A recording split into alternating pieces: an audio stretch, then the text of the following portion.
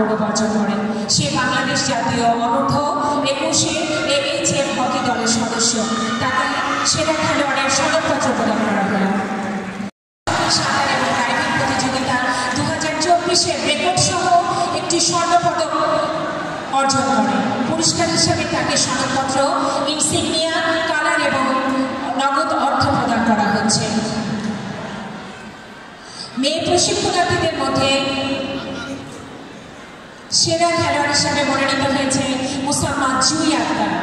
জুই আক্তার 36তম জাতীয় বয়সভিত্তিক সাঁতার এবং ড্রাইভিং প্রতিযোগিতা 2024-এ 5টি রেকর্ড সহ 6টি স্বর্ণপদক লাভ করেন। তাকে পুরস্কার হিসেবে সনদপত্র, ইনসিগনিয়া, কালার এবং নগদ অর্থ প্রদান করা হচ্ছে।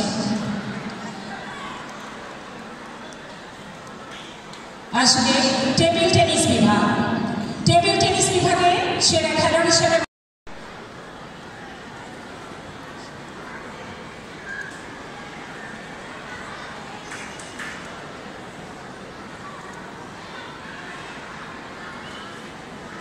এই পর্যায়ে আমাদের লিজেন্ডদের সাথে ডিসি স্যারকে একটি ফটো সেশন অংশ নেওয়ার জন্য বিনীত অনুরোধ জানাচ্ছি।